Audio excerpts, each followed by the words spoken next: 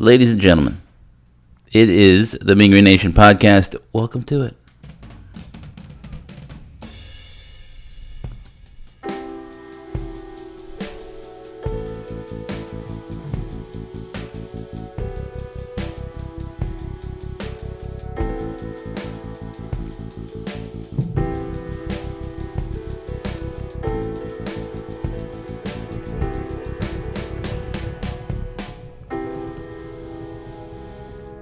Changed camera too, so now I just have to zoom in so I can make points. I'm like, we won 12 games, like that.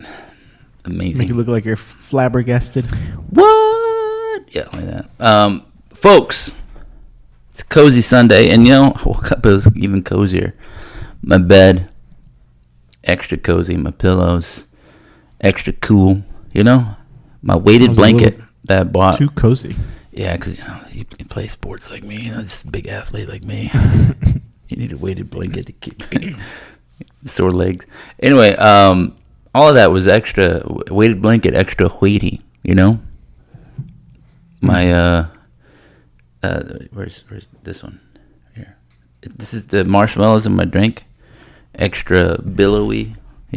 Extra soft. And then you said you hate the texture, like. Yeah, I don't like it. When it melts in there, I don't like it. I like to keep my coffee. You said you like your hot chocolate in separate. You take a bite of chocolate and then sip of milk. And you don't even like the milk warmed. You want it warmed separately. You just get a little heat on your hand. Rub it. That's Put it in my mouth first, and then I spit it back into the mug. Yeah. That's warm enough. I like it. You guys like that little ASMR? Welcome. No, I hate it. Yeah, I think that's dumb. I didn't mean to drink in your ears, folks. Just so excited. So, all right, two things, right? Like people are like, there's a feeling as you're beating on San Diego State, and let's organize ourselves a little bit. We'll try to keep it to it. And I got a nice notepad here. It's a nice notepad you got there. It's nice and cheap. And I got a pen. I'm going to use it. Oh, I didn't do it. There we go. All right, so let's organize ourselves. First, let's talk about this game, because I think that's important, right? So, the New Mexico Bowl, San Diego State, the opponent. North Texas wins 49 to, was it 47? That's crazy. It's crazy. Yeah, ridiculous. So we're going to talk about some of those games. Just be don't. I'm going to lose my chant. I won't be able to find it. Shane will go off the tracks. It'll be over there somewhere.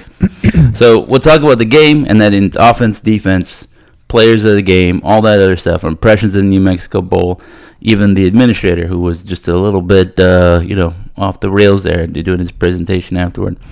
That guy, all of that. And then we'll talk about this team, 12 wins, bowl win. Right, accomplishment. There's was it 4,300 yards for Mestamaker? 1,400 yards for Hawkins. Freshman record 29 TDs. All of that stuff, and then we'll get into the sad parts, which are the transfer portal, and the era stuff. So I think we'll kind of hit those things. And I think it's really easy to go from one to another. You're like, man, Mestamaker was awesome. It's too bad he's made me leaving. Or like, wow, the game was fun. It sucked that the guy just kept talking about the portal the whole time, right? Lowell Galindo. But the entire time. Yeah, so we'll separate those things. So as you're listening to it, be like, no, don't just think about the next thing, I know. We'll try to get to that. So I have my list. I wrote it down, like a professional. So we'll be ready. We're organized. Right? I got a coffee drink. Are you ready to do this? Ready to talk about it? I think so. I mean, we can do we can talk about the game first. We also get into the portal and all that stuff first. It's up to you, Aldo. No, I want to get the game and the just from the hip kind of feeling of it. All right. We won. Yeah. I think that's just where we need to start from. Yeah. So I gotta say that the game was colored for me by being very under the weather. Like I wanted to do like a watch party thing. I said I was like looking at the tickets. I was like $5,000 or whatever it was to go to New Mexico, whatever it's gonna cost me. New Mexico. And I was like, all right, I can't do it. Use up on my travel budget. on Kalamazoo and New Orleans and this, that, and the other. And kids needed Christmas presents and whatnot. By the way, did you get anything fun for Christmas? How was your Christmas?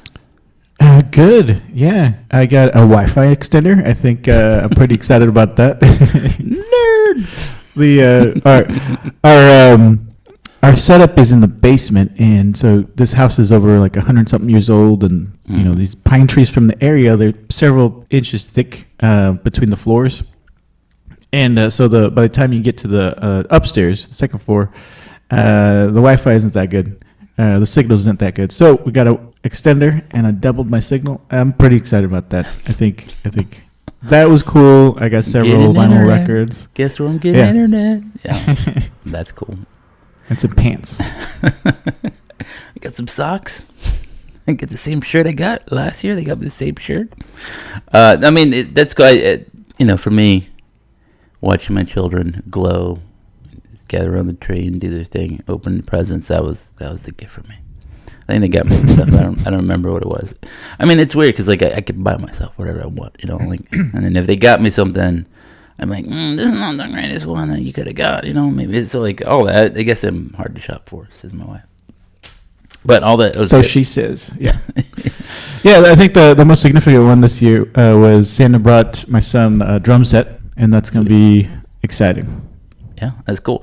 Yeah, we have an electric drum set. It's actually right here, and my son wants to play it again. We moved it around because we turned an area to like a learning area. Anyway, so I think the electric drum set is cool, but you sent us the picture and we looked at it, and that's real cool. That one, the real one, acoustic, yeah. Anyway, good time. That was one of my conditions about moving. I was like, we're gonna move there. It's gonna be a bigger house. We need to get a drum set. Anyway, that's great. I do want to correct the record. Last episode, I did say while you were sleeping, that was me mistaking. I was like, I thought. Then my wife was like, no, now you made me sound like an idiot. I know that's a Christmas movie. And I was like, so for the record, my wife is not an idiot. I am the idiot. And I was like, what? The one that she likes to watch around fall is the one where like it's like sad or whatever. I don't know. It's like Moms. Julia Roberts is in it. I don't like to watch it. Stepmother? Yeah, that one, Stepmom or something. I was like, why do you watch this?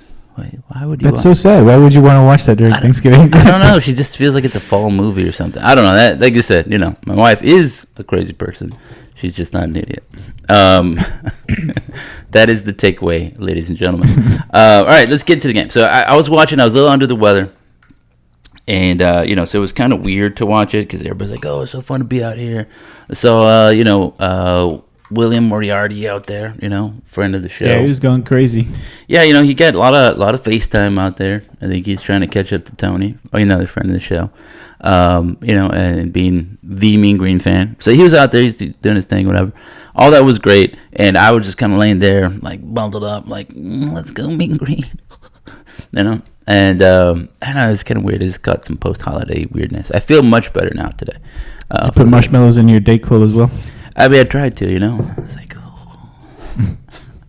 oh. So like, all of that is kind of weird. It's kind of weird to watch the game that way. Game started out great, right? North Texas walks down the field, touchdown. Now, I don't know if you felt a little bit like New Orleans Bowl. Not New Orleans Bowl, I'm sorry. In New Orleans for the Tulane game, the American Conference Championship game, where I felt like, this seems familiar and I don't like it. I walked down the field, scored a touchdown, 12 plays, 68 yards. Back then it was like 75 yards, 14 plays or something like that. San Diego State basically did the same thing, 10 plays, 65 yards. So I was like, it's 7-7. It feels real similar, right?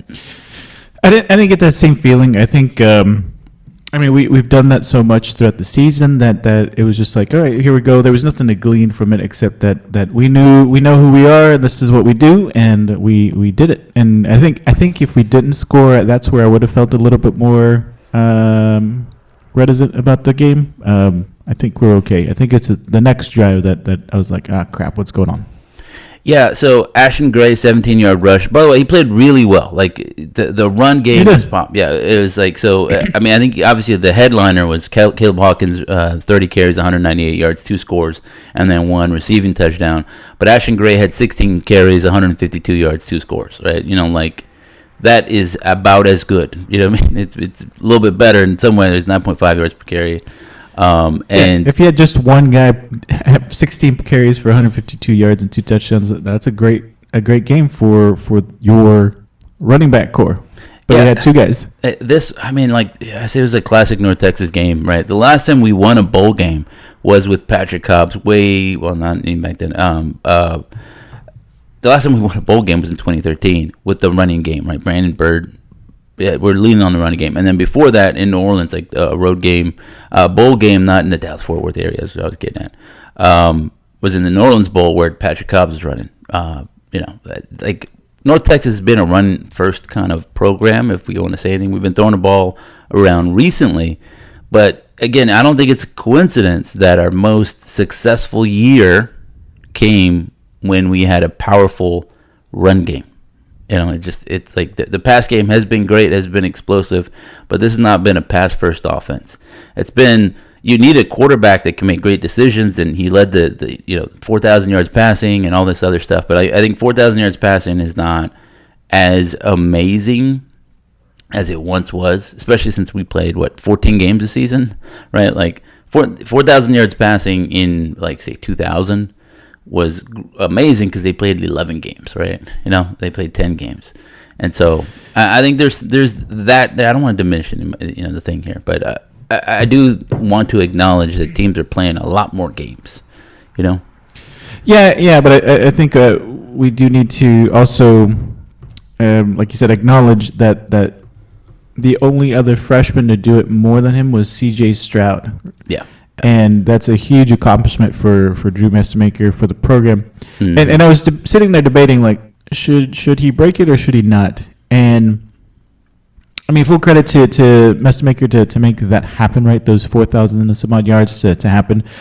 But a lot of it came from young Dorner sides, Hawkins, Coleman, breaking a lot of big gains, yards after the catch. And the way the last 3 or 4 games have progressed, that last quarter of the season, it was kind of weird. I felt like those games were kind of weird. And up to this point now, I felt like, well, let C.J. Stroud keep that record, because we're going to keep remembering the record and thinking back to the one season we had Drew Messamaker, and then he had to leave right after that, or not had to leave, but chose to leave right after that to go to some other big school. And hopefully, great things happen, and so we'll always remember that one season. But then I feel like Messamaker is going to be remembered as that new school guy. And remember that record he broke now that he plays for Indiana or LSU or whoever they may be, and not associated with North Texas. Yeah, I mean, yes, no. I also think that the days of a 1 or even 2 school kind of guy, it's gone. And we'll get into that a little bit when we talk about the transfer portal. But I'll say it's like this. Here's what I mean, and I don't want to diminish what he's did, because I think it is great. Yeah, you're right. 4,300 yards is most in C.J. Stroud a couple years ago. But it's normal for teams to play 14 games now. Even if we didn't play in the American Conference Championship game, North Texas would have played 13 games, which is kind of crazy. I remember when that was ridiculous, right? Like playing 13 games in college football. Like I said, when I first started noticing the air raid and that kind of stuff, it was Cliff Kingsbury era, and he was doing this. And I was looking at his stats right now. In 2000, right, 25 years ago, he played 12 games, right, and he threw for 3,400 yards. And I remember everybody saying, "Wow, look at this guy! He's throwing the ball all over the place." But his stat line here, I'm going to read it to you. It seems pretty pedestrian now because we normalize these numbers. It's like, oh yeah, okay, 362 of 585, 61% completion rating, 3,400 yards, 21 touchdowns, 17 interceptions, 284 yards per game. Right, and then his best couple of seasons, his best season, he played 14 games and he threw for 5,000 yards, right, 45 touchdowns. That was his senior season, right, and he finished 9th in the Heisman. His junior season, he threw for 3,500 yards, 25 touchdowns, 318 yards per game. That's a little bit more in line with what Drew Messmaker's done because he's only thrown for 312 yards. Now, again, 312 yards is a lot of yards. But, again, I think you're just, like, it's normal for guys to throw for 400 passes in a season now, whereas in the past that was very ridiculous. Anyway, I'll say that Kingsbury threw for 700. He threw 700 passes in 2002, which is again ridiculous. Yeah, it's it. And I was thinking of and Messmaker only threw 463 this time. Go ahead. Yeah, I was just reminded of Mike Leach passing teams and like guys like Luke Falk that had 600 pass attempts in several seasons. Mm-hmm. And it's a different kind of ball game. I can't imagine after every game. Big old ice pack.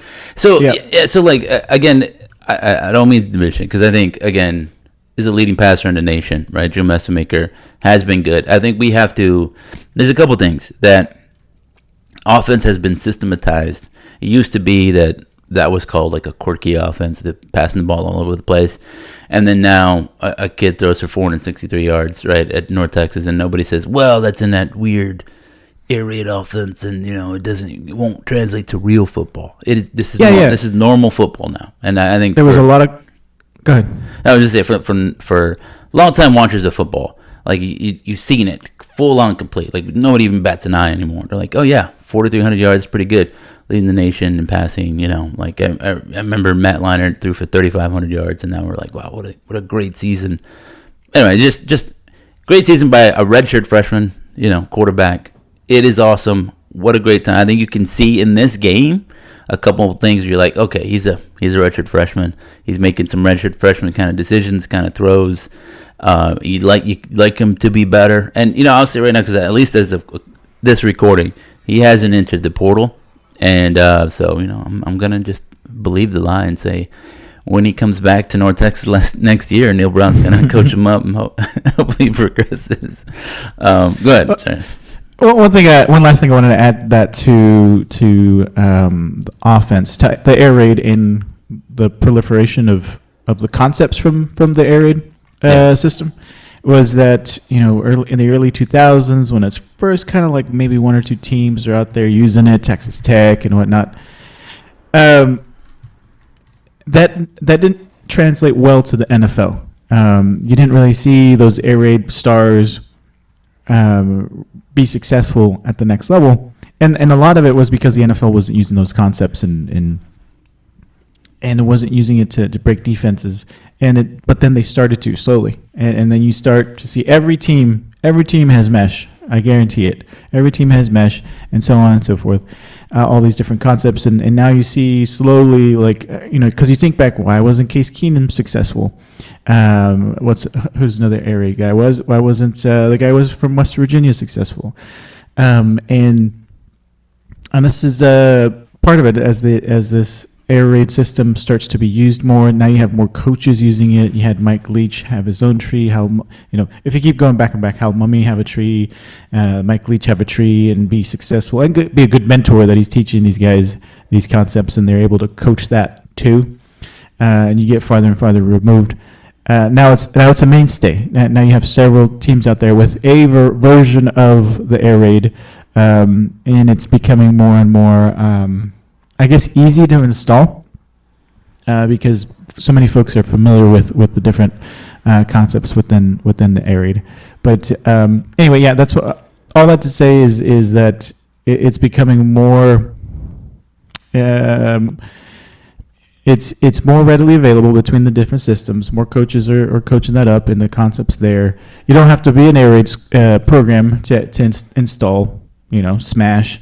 Or the divide concept, or mesh, or what have you, and it's pretty fun to see. I like seeing the offense. I'm more watching the offense more than I am the defense, and it just makes it exciting to have, a guy who passed for 600 yards in the season. But this team was so balanced and so volume heavy, like high tempo. So you have a high volume of carries and passes. It's crazy to see the amount of offense that this team generationally was putting up. It's something that we won't see again for quite some time, I'm sure. Yeah, I'll say it because, I'm a big air raid fan. I always thought it was weird and unique. And it was like when teams are playing 3 yards in a cloud of dust. And it always seemed like, wow, the 2 minute offense and teams are trying to come back. They'd line up 3 wide receivers in the shotgun and start throwing it down the field. I was like, what? That offense seems so successful. Why don't they do that more often? And then you had a lot of old school coaches saying like, oh, whatever, you don't understand. And that was a little bit true, but it also wasn't, right? And I think the ideas from spread formations and all this other stuff have proliferated. Like to your point, right? That there's a lot of guys from successful college programs that have not made it in the NFL, right? The NFL is the best of the best, and like a lot of the things, like the offensive innovations, even defensive innovations, have not were made because you're trying to solve a problem, right? You're like, we don't have these guys, and so we need to have a better idea, right? Do something different. When you get to the NFL, now you have all those guys. And so you can try something different, but also, why would you do that when, you can just play man coverage? Or you can just say, we don't need complicated, ridiculous routes when we can just say we have the best receiver in the world, right? And let's throw him the ball, So let's be simple with it. There's a little bit of that. And there's also some of the things where you can't really coach it the same. Players are different. They're adults. They're men. They make more money than you. And I guess maybe now college football is the same. And so like the other part was that like Mike Leach and some of these other guys, Hal Mummy, they were making do with the guys that were not as good of an athlete, right? At Valdosta State and like Texas Tech in those early years. Yes, they were converting 100%. Defensive backs, and so you're like, well, how did that defensive back that caught 500 yards receiving, why wasn't he good, NFL wide receiver? I was like, well, because he was probably overproducing in the offense. Yeah, and now imagine when you get an NFL caliber talent in that offense, and you get like Michael Crabtree and some of these other receivers that have been there, and then you had some of these 5-star quarterbacks instead of a 3-star quarterback, right? Like Cliff Kingsbury, he was not super highly recruited. Now you get these 5-star dudes, and then they blow it open, right? And so, yeah, you see what happens. And I think Mike Leach and some of these other guys have said as much. And a lot of what the air raid is and isn't, it isn't just throw the ball everywhere. It's let's think of some, let's be efficient with our practice. Let's get really good at a handful of things because you can't be good at everything. And, it's like a philosophy of things. And it's not altogether different than like a Bill Walsh thing, right? Bill Walsh is throwing the ball all over the place. He had short ball control passing. He would say, why are we running when the receiver, the DBs are playing 10 yards back?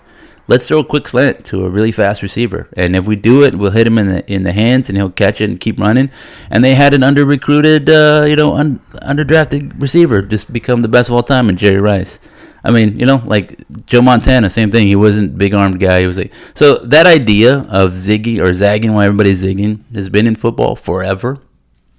I was going to go back to the simplest play, however, is give it to your big, strong guy and see if they can tackle him. And, that's what North Texas has gone back to. I would say giving it to Caleb Hawkins, 6'3", 200 pounds, and saying, well, let's see if you can tackle him. And for the most part in this game, a pretty good, pretty productive San Diego State defense could not do that.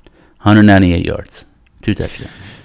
Yeah, and I want to go back to what you were talking about the under-recruitment, right? With the resources that North Texas has and a lot of these air raid schools, they're instilling this kind of system because of that. They can't recruit the 6'2", 220-pound guy. They can't bring in that huge Calvin Johnson, Demarius Thomas type of player. So we gotta focus on the diminutive guys, right? The lunch pail guys, like Wes Welker, Danny Amendola, Eric Morris too. Even Eric Morris. Eric Morris was Eric Morris. The tiny. He's 5'8", whatever it was. But like the thing is, I think the prevailing thing of it is like guys finding dudes that can play football, right? And it's easy to find a guy, like you said, 6'3", 250 pounds, can run like the wind. Yeah, that guy probably is pretty good at catching the ball, right? You throw it up there, you can catch it. But can you find that same, like that's easy, you measure all that. What about the unmeasurables? Is the guy tough? Can he take a hit? Can he focus? Can he practice hard? Is he a competitor? All those other things are more difficult to see. And I'll say that Eric Morris has been able to identify that kind of thing, and that's why we had a Wyatt Young. That's why you got a Caleb Hawkins. All this. I know it's not him personally recruiting all these guys here, but he's the head coach. So we got to give him his credit. But he's built a staff that has been able to do that. Right, all the guys out there recruiting, especially on the offense, found dudes. Right, like Miles Coleman, undersized, kind of smallish wide receiver. Before him, DT Sheffield, right? He hadn't had a big resume. He had some talent, he had some speed. He hadn't had a big resume. He comes in, he catches 800 yards worth of passes. Wyatt Young was a quarterback, gets converted, Landon Sides, like all of these dudes were not obvious, clear, P4 level dudes. They come to North Texas, they're productive. Now, they're getting recruited by other schools, getting offered money. And so, like I said, it's all great. Even like Cam Dorner, under recruited guy, he's, D2 Sheffield or whatever it was. I don't want to misremember it, but my memory is failing me now. But 6 catches, 66 yards, 2 scores. He catches with his hands. It's great stuff. Like, I think he was our most technically proficient receiver all season long. Yeah, like you can maybe make the case that Simeon Evans is bigger, stronger, faster, or Wyatt Young's more explosive, made more big plays. Cool. Cam Dorner came up with some huge catches all season, right? He caught a big one that ended the game, and this one. But I want to remind everybody, remember that touchdown pass he caught against Western Michigan? It was like on 3rd or 4th down, late in the game. Needed that touchdown to spark the comeback. Like, all of those catches are super important, and he's been consistent all season. So great job by the staff. And I feel like it's closing of the book. I don't want to do that. I want to skip that one. But a lot of these dudes that were a part of this team this season came up big in this game. I thought, like, say, Ethan Day was good. Obviously, Drew Messermaker was pretty solid. 27 of 47, 250 is not a great game. He did throw for 3 touchdowns, but he also threw 2 interceptions, and it wasn't his best day. And I don't think we needed him though. And that was the part that was pretty amazing. 368 yards rushing, guys. That's an insane line right there. It's the first time a duo's had 150 since Baylor in 2015. And one of 5 teams to do so in a bowl game since 1995. Yeah, we ran all over San Diego State's Russian defense, which is one of the best in the country, I think, is what I've understood. Yeah, sorry. No, I was gonna agree with you. Yeah, like we did the preview show and we talked about how good their defense was, and I wrote about them. They're not super impressive. They play well. They get after they're not super impressive, like, physically. You're not like, look, a bunch of monsters out there. But they play well. They moved around a lot in, like, against, I was like, Washington State or something. They get after the quarterback, and, you saw them do that to Drew Messermaker. And they were able to tackle Caleb Hawkins late, right? We tried to kill the game late in the game, get like a 2-yard 4th down play here and there, and we couldn't do it.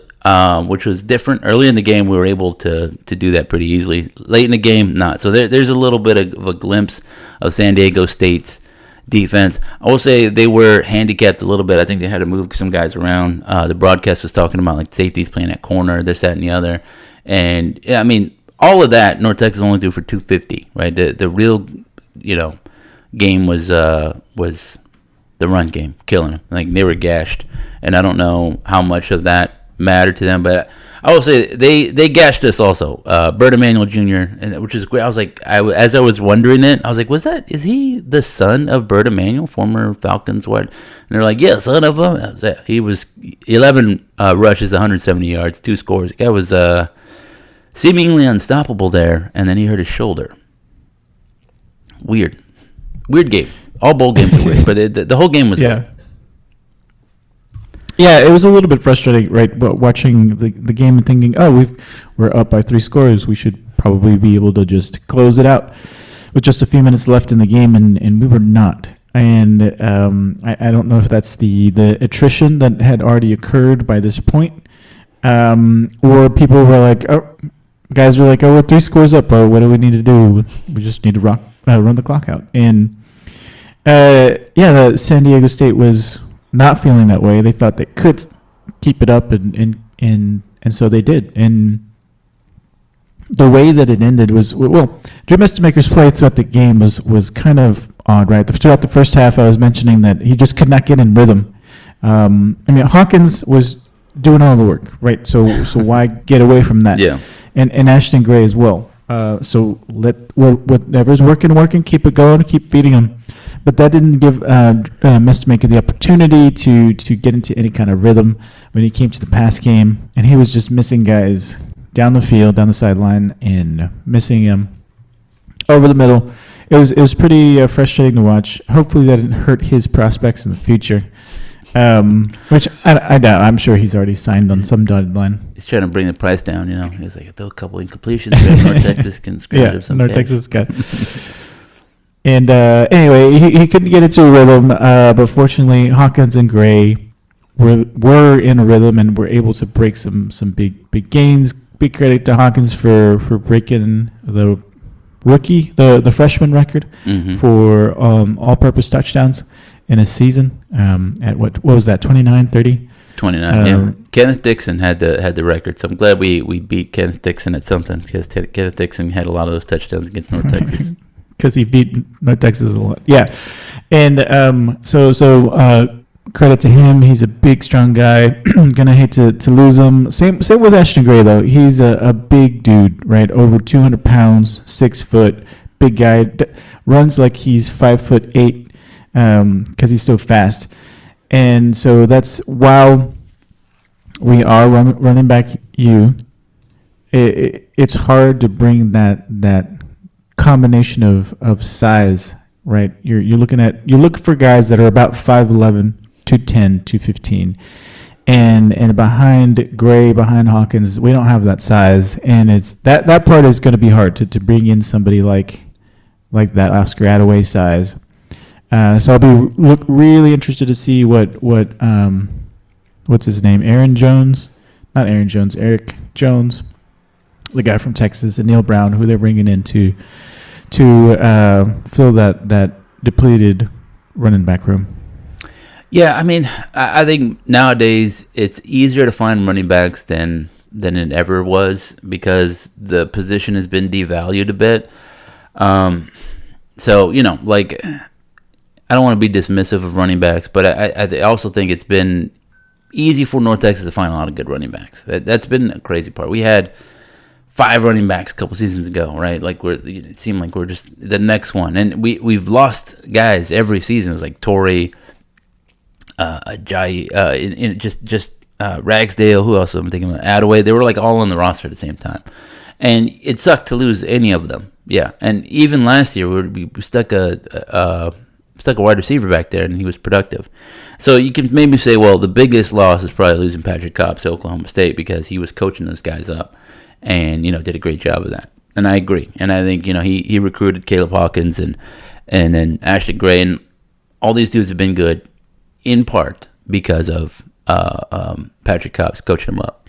I don't think that like I said, that Patrick Cobb is the only person in America that can coach up running backs, and they can coach up productive running backs and all that good stuff. It is what it is. Like, you can't. There's only so much coaching budget you have. It's either make Patrick Cobb a head coach, give him a lot of money. You have to figure out what you're going to do. Or some kind of coordinator, right? Yeah. So I mean, it just wasn't in the cards for Neil Brown. Yeah. I mean, it's a tough position. Like I said, we'll get to that in a second. But let's talk about the game.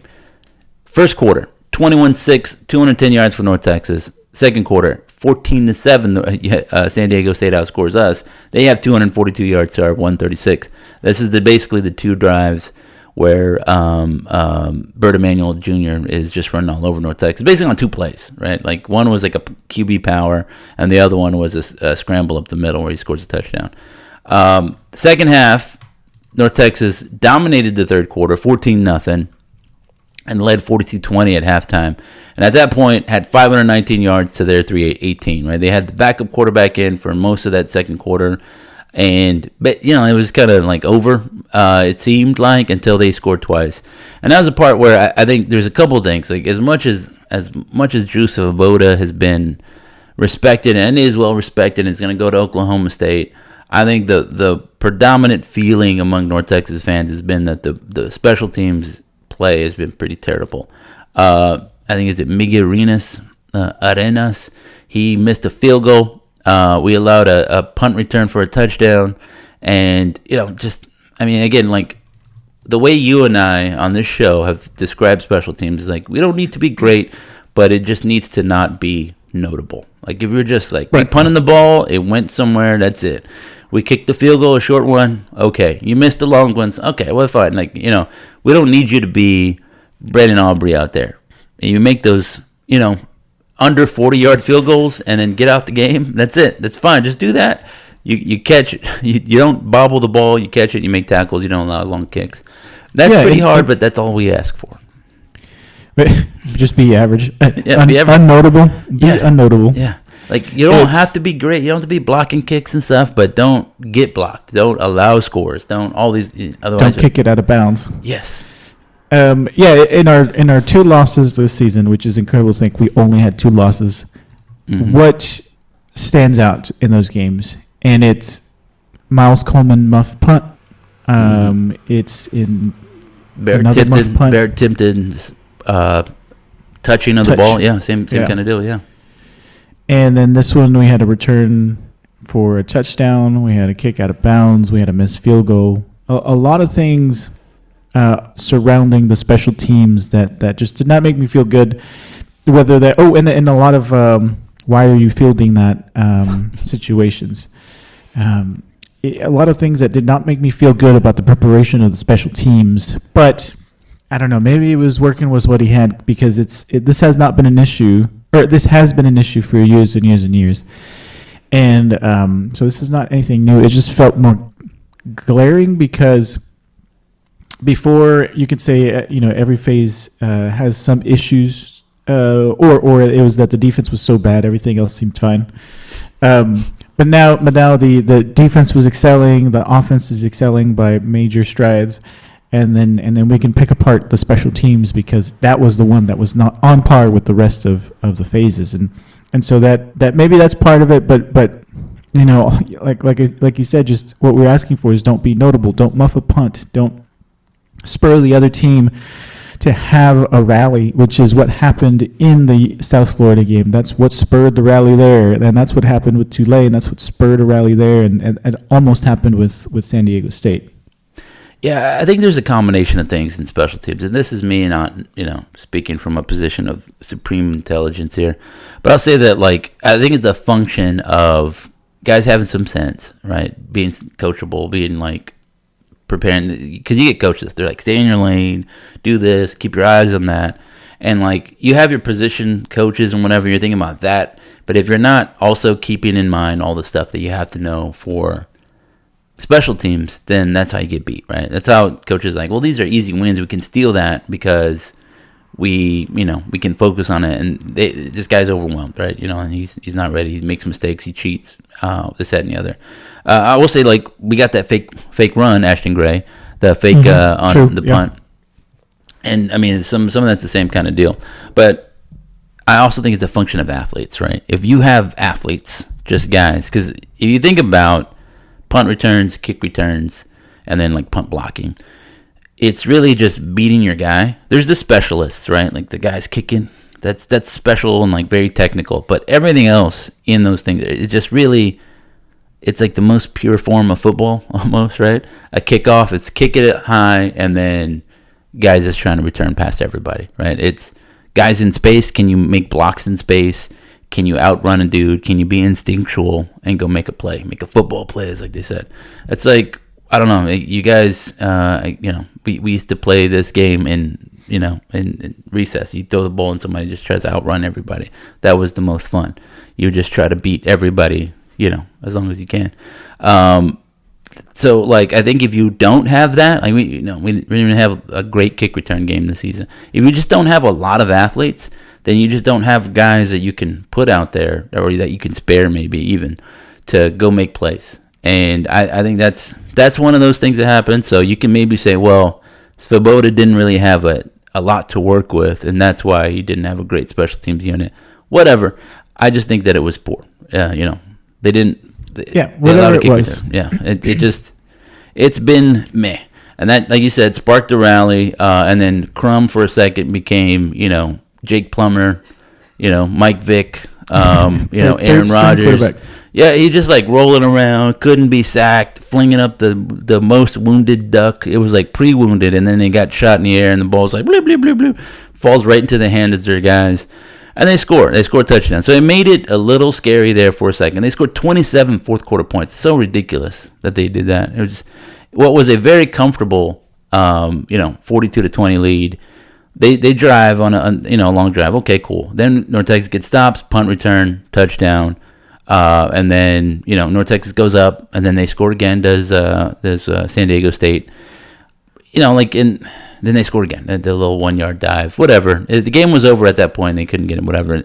It was a little cosmetic, but I didn't love it. But it is what it is. Here's the thing.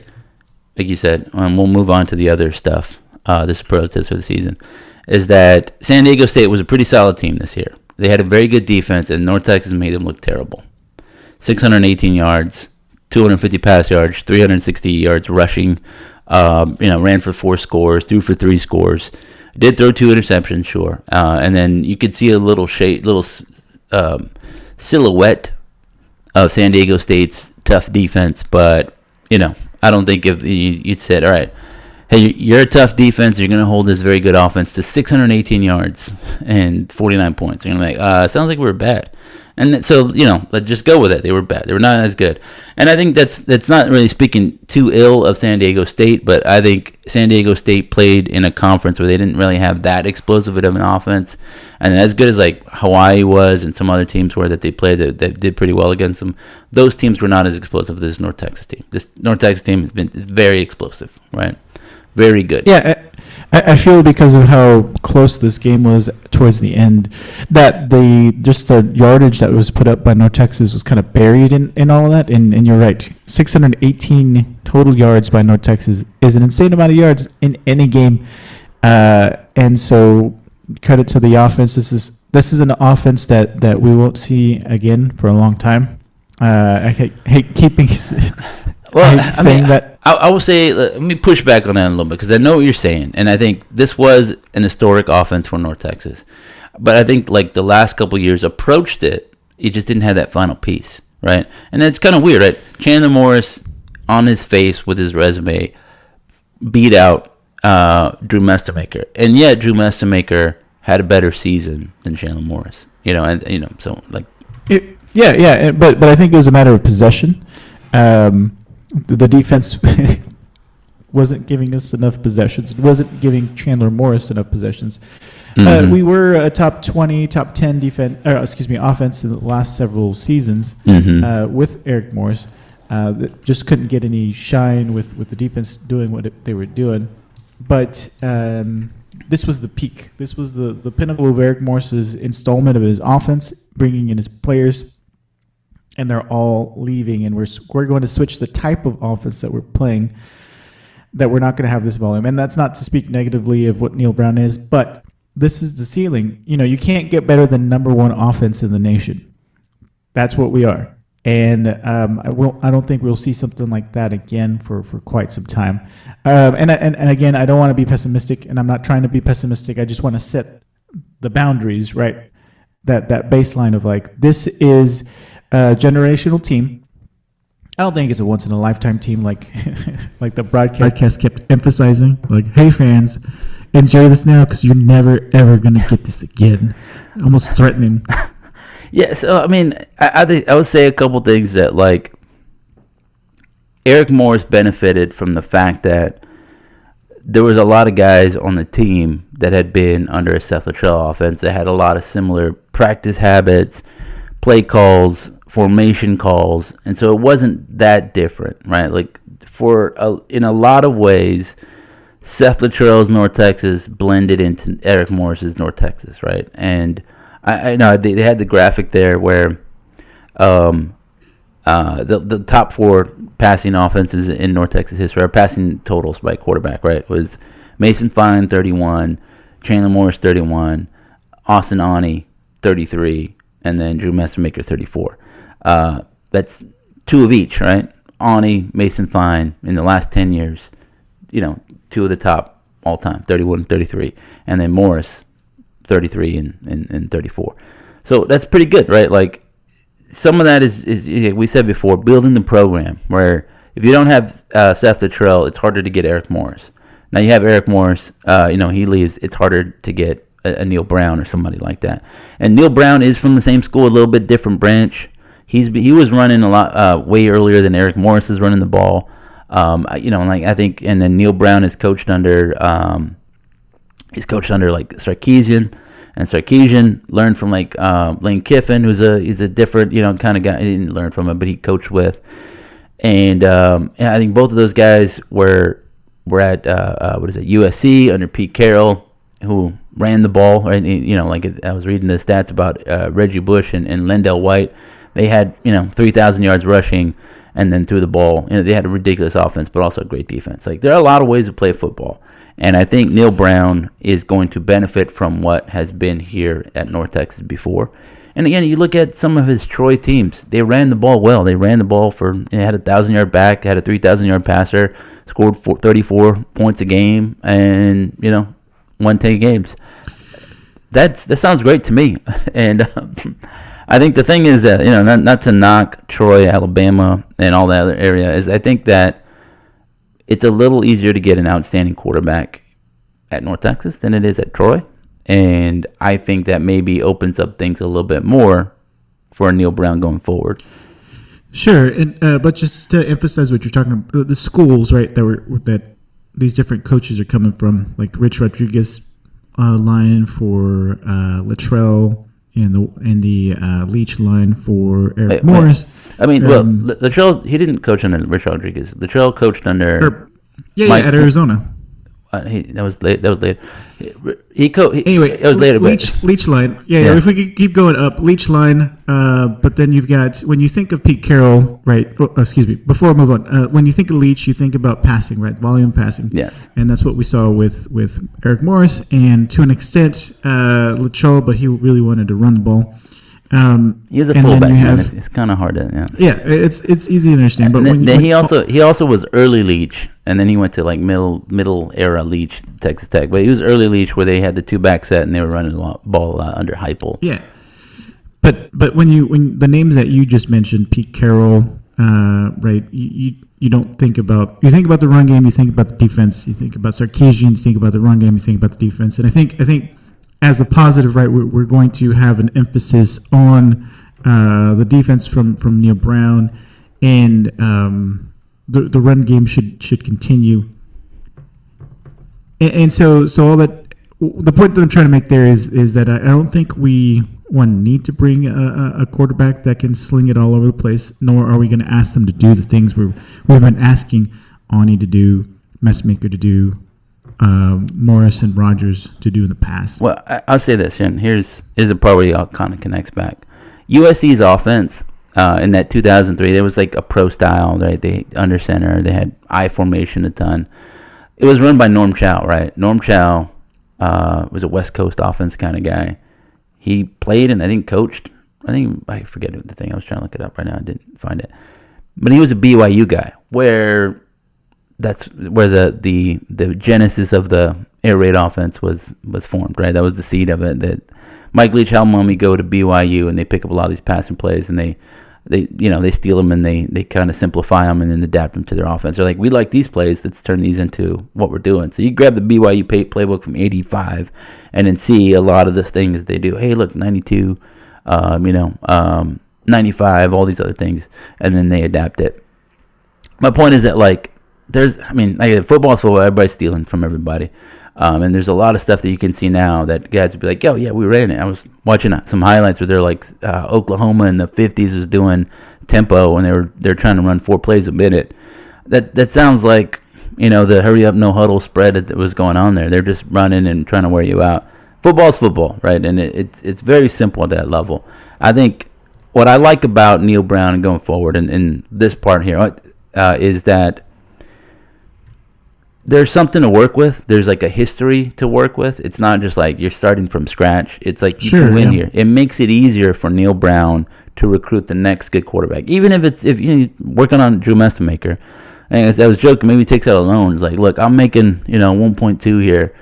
I'll give you $500,000. Let me donate $500,000 to the NIL so that they have that money to whatever the case is. Like whoever he's recruiting, because it's every coach's job every season to recruit the next quarterback. And instead of thinking in 2 or 3 year chunks, you have to think in 1 year chunks, right? Like that's basically how it works now. I think Eric Morris had to think about that. That was a big switch for him. He talked after last year's bowl game about that. He was saying how like we got to get older. We're going to look at the portal. We got to get bigger, stronger, faster, and older and more experienced. They did that, right? The 2 starting corners, experienced guys. The defensive line, a lot more experienced guys. The offense was getting older. They recruited heavily from the high school ranks, and a lot of those guys came through. It's always sort of a cliche in like the air raid offenses that because it's a simple offense, you're just running these same handful of plays over and over and getting really good at them. It takes time to get good at them. Wyatt Young, second year, getting good at him. Landon Sides hasn't developed the way we wanted him to, but he's a solid receiver. Same Miles Coleman, second year. A lot of young guys, but like even Drew Messamaker, this is year 2 in the system. In this system, being a quarterback in this system, throwing to these same guys. It's the second year throwing to Wyatt Young in practice and all this other stuff. He's been talking about how they've been doing it. So, like finding a guy that's been in one of these kinds of systems and then, maintaining something. Maybe the guy's on the roster. Maybe it's Chris Jimerson, right? I don't know. I think there's value there. Let me just make a note because you made another note. I wanted to keep losing it, even losing the best spots. I got to be blunt about it. The turnovers, right? Like this is the big part. Like it doesn't matter exactly like you were saying how great an offense can be if it needs to be perfect, you can't win. Like Drew Messamaker threw 2 interceptions in this one. If we needed to score 55 points and we only scored 49, we'd be real sad about things. And like that's been the case all season. I wanted to call him Skladany. Cassidy has his defense. We asked him coming into the season, can you get sacks? Can you get turnovers? And the answer is yes. 28 forced turnovers, 15 interceptions, 13 fumble recoveries, the 5th most forced in a season in program history, and the most since 2013. By the way, the last time the team won a bowl game, right? 34 for that 2013 team, 28 for this bowl-winning team. You need defense, right? You need to play defense. You need to be able to run the ball when you need it. And that was a huge thing. That was just a moments in this game. I was like, it's so much easier for this offense to score when we have Caleb Hawkins on the field. Hand him the ball, little wide zone, touchdown North Texas from 8 yards out. It's so much simpler. Or 24. Yeah. Then having Drew Messamaker scramble, run a little quick out. They had that nice play. I was gonna clip it, but where they basically run the outside 2 wide receivers, and they're basically running a screen for the inside receiver to just do a quick out, and they just throw him the ball in the flat. It's a fun little play, and it worked on a 4th down conversion. But that's the same one that threw an interception to Tulane in the championship game. But yeah, when you can hand the ball off, 9-yard run, 17-yard run, those are red zone scores. And it's also why North Texas was like best in the nation in red zone scoring this season or whatever it was. Or like, it depends on how you do. I'm trying to look up the numbers. Got the notes from Boddicker here. Let me look at it. We had a lot of, while you're looking for that, we had a lot, just to comment on that, we had a lot of elite play at every position, at the wide receiver position, running backs, quarterback position. We had elite level play on offense. Yeah, and I think they all complement each other, right? It's easy to play elite level quarterback and mistake-free football when your running back is running for 200 yards, right? Runs for 1,400 yards on the season since November 1st, whatever it was. And, like, again, you don't have to throw it 75 times in this game. So that's, 30 passes where you don't have to make a mistake. 4 or 5 in the red zone, 4 touchdowns, 62 red zone touchdowns this season, and has scored in 72 of 79 trips inside the opposing 20-yard line this season. The 62 red zone touchdowns leads the FBS and is 15 more than 47 held by number 1 Indiana. North Texas is the second team since 2012, that's Louisiana Tech, to score 60 red zone touchdowns in a season. Again, I don't think it's a coincidence that you have a guy, a running back, an offensive line, the running game, shout out to run game coordinator Patrick Cobbs, that can get you touchdowns. If you get close enough, you can score there. It makes everything so much easier. Your pass game can move you between the 20s, and then you just hand it off and then be bully ball, and it's a touchdown, right? It's the foundation of an offense. Can you run? Yes. Can you run and consistently? Suddenly you're yeah. So I mean, again, getting back to what the future holds. I think North Texas had snippets of this. One thing about DeAndre Torrey, he was a great running back for North Texas, is that he wasn't a great short yardage kind of guy so much. Like, I think North Texas struggled scoring that way. And maybe that's the difference between like an elite, super elite back and merely a very good college running back. I don't know. Well, and it's the size, right? When DeAndre Torrey was a bowling ball with legs, he is 5'8", maybe 190, which for that size, for that height, that's a pretty good size. But between the tackles, it's hard to get those yards. And same thing with if you think about Sibley, Porter, right? These are not guys. These are guys that are not built like Hawkins. They're not built like Gray that can take the punishment at us. I think we talked about like we were giving Hawkins a lot of carries. That's a lot of tread. And I was concerned for his health towards the end of the season, which it culminated in getting hurt in the Tulane game. But up until then, he was getting 20, 30, 35 touches a game. And so, but he can take it. His body can take it because he's that big. You would not see that with a guy like DeAndre Torrey, as good as he is in space, right? Willie Ivory, another example of that diminutive back that if you give him some space, he's going to break out for a big gain. But we need another guy to replace that size between the tackles and get those 1 to 2 yards that are needed that we were complaining about in the past. But Hawkins was getting that 4th and 2, 4th and 3, 3rd and 2, 3rd and 1. We give it to Hawkins. He's more likely than not getting that conversion. Yeah, except in this game where he couldn't get that conversion. Again, shout out to San Diego State. They're very good about getting those stops. I think North Texas went for it 7 times and it was like 4 of 7 in 4th down conversions. And so, like, I said somebody else different, but like I think ideally when you're building your running back depth room, you do want a Adeyi, right?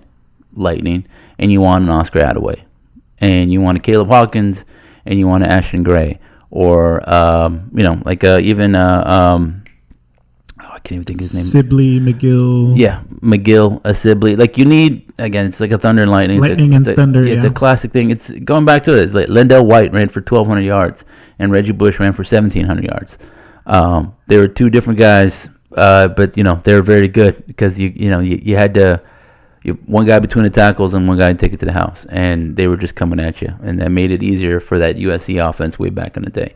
And again, I bring that up not to just make you go back in the day, but just to make you think about how football is. And there's a lot of ways to build these things, and I'm excited about the future of North Texas. When I think about it in that way, like it's transient anyway. It's always been like you don't have a 15-year quarterback, right? It's always going to be 2-3 years at most nowadays. Like a 4-year starter is almost unheard of, even 20 years ago. And so, like you're always thinking about it that way. And like Drew Messamaker gave a great 2025. All of his games were played for North Texas in the 2025 season. The year of our Lord. I think he had like some handoffs in 2024. But like it's whatever. It's like all of his games where he's a starting quarterback came in the 2025 season.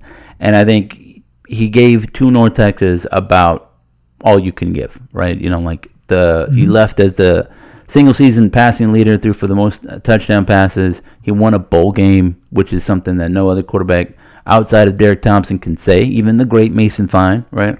I think you'd like a championship, a league championship, but you take a bowl championship. Shout out Dan McCarney.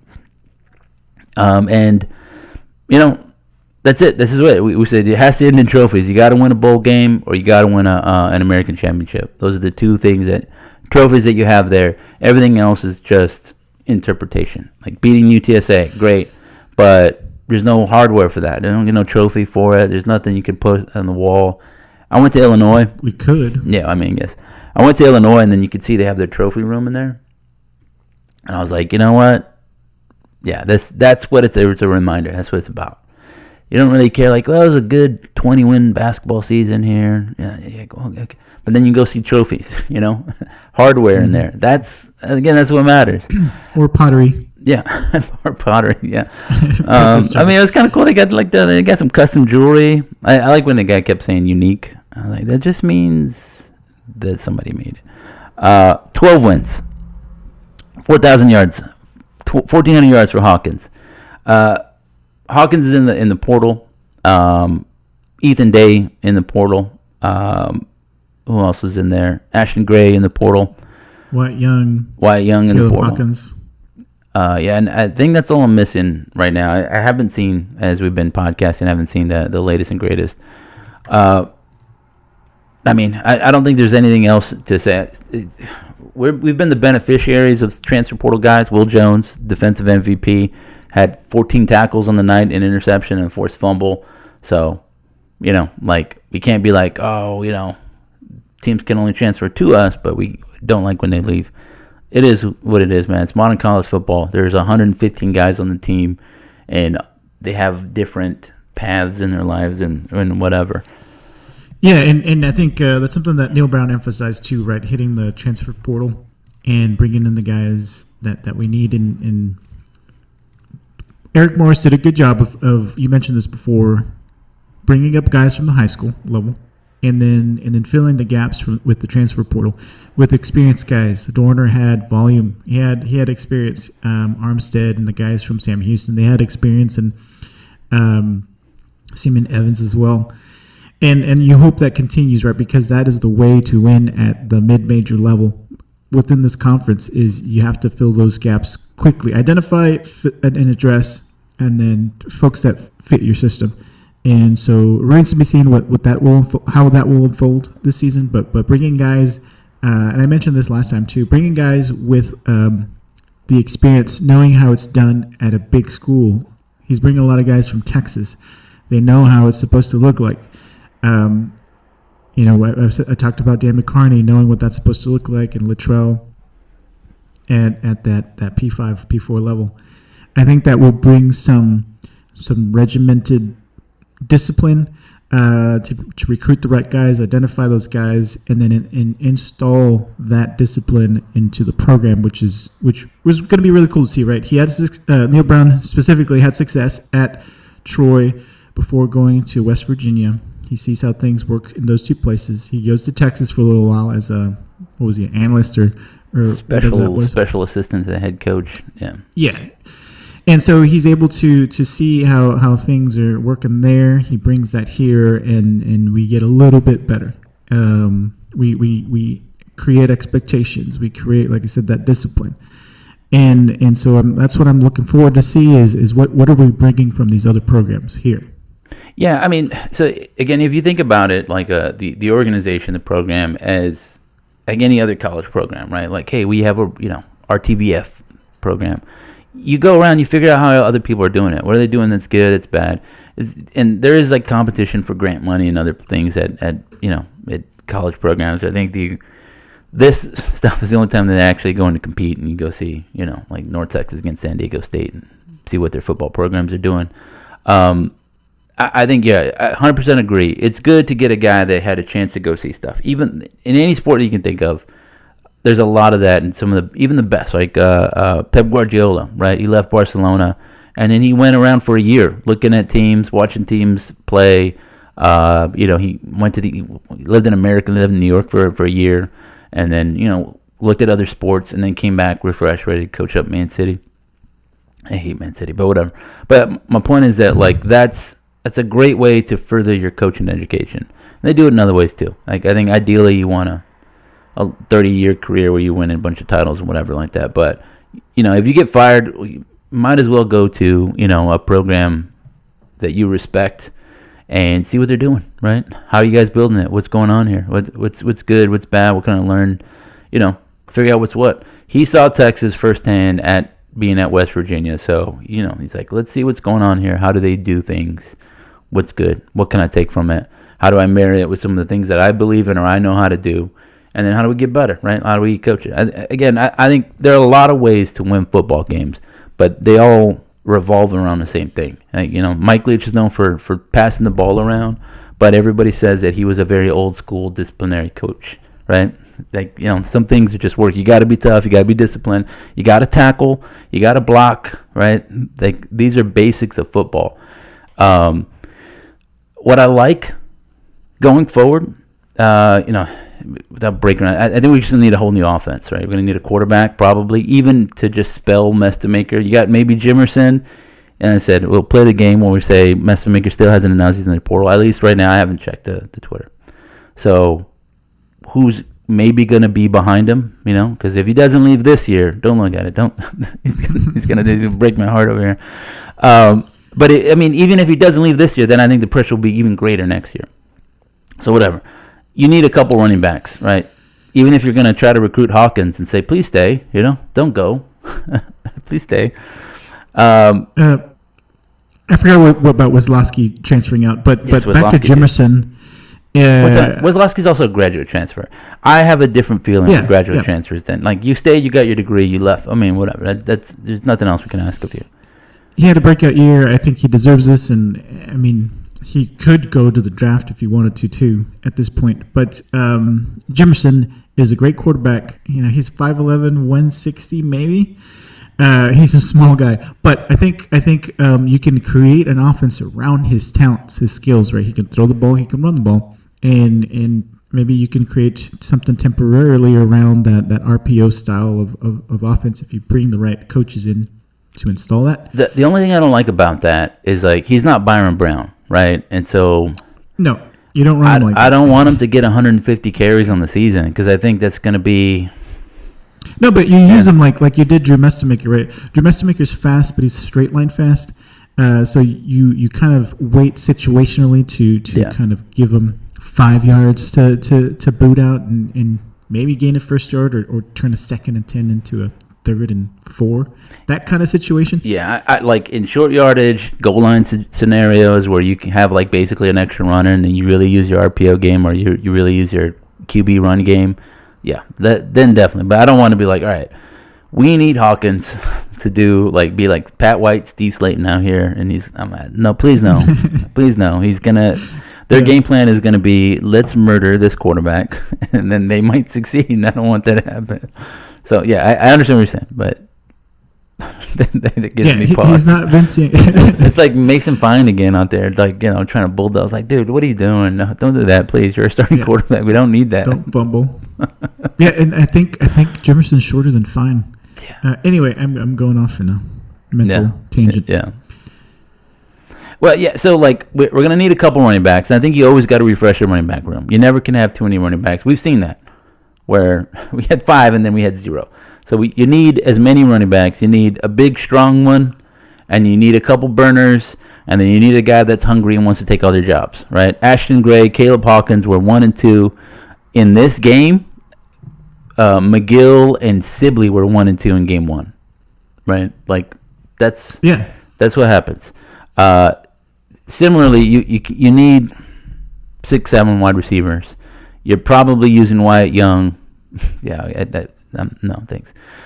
We still don't losing Wyatt Young, who's our Y, H or Y, however you want to say that, inside receiver. Cam Dorner's going to graduate, and I think he did a hell of a job being our number 1 outside receiver.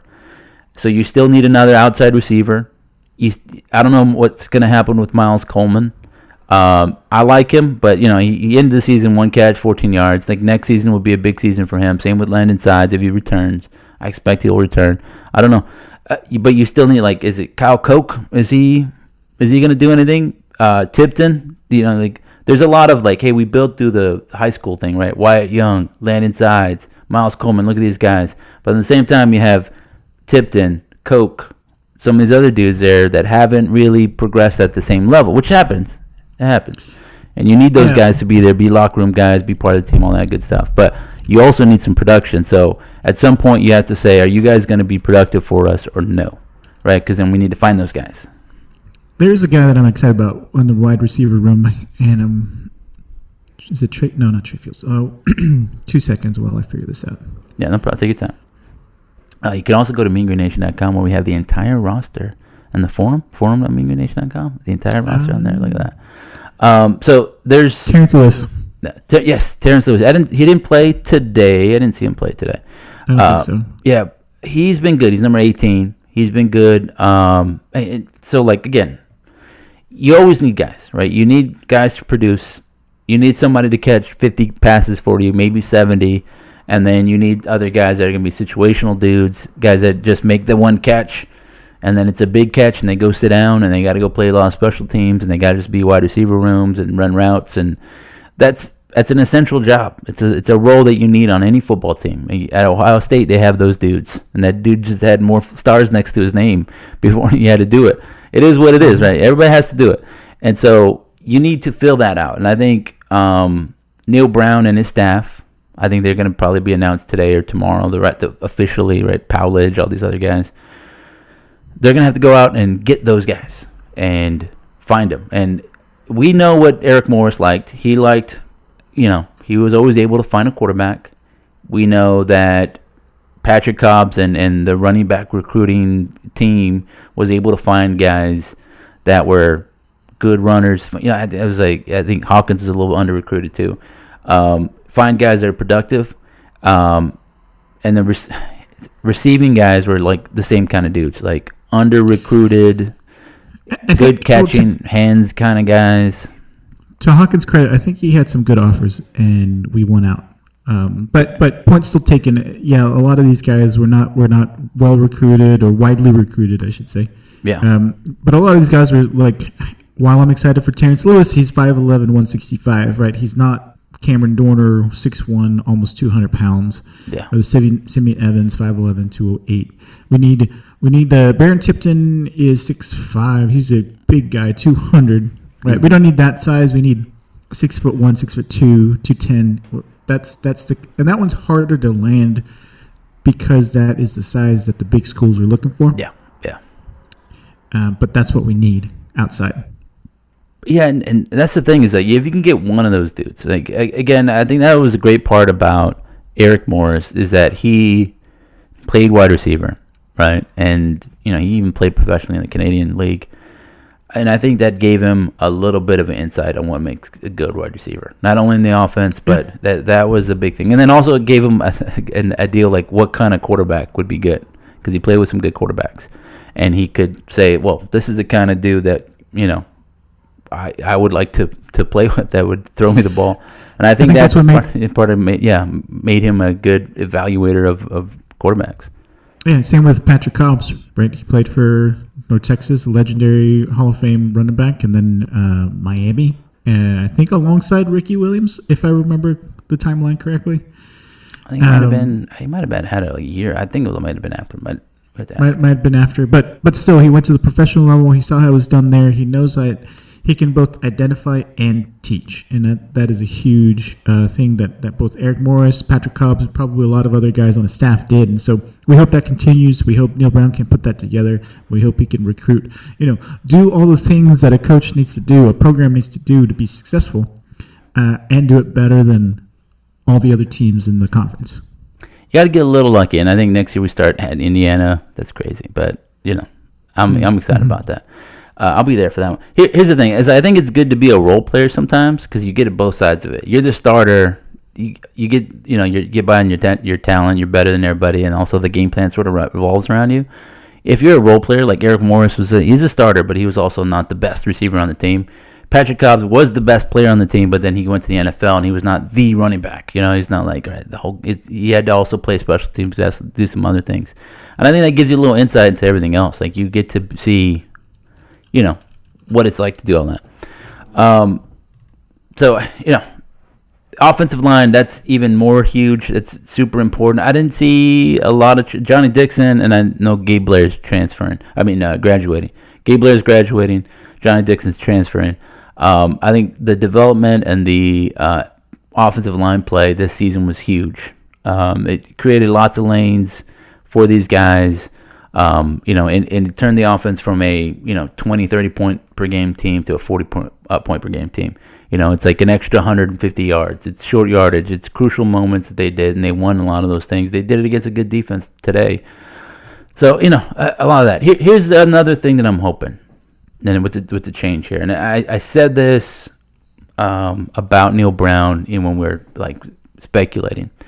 I like that his Troy teams, his defensive teams, had monsters along the lines. They were good for a Sunbelt squad. You're like, they're beating us up.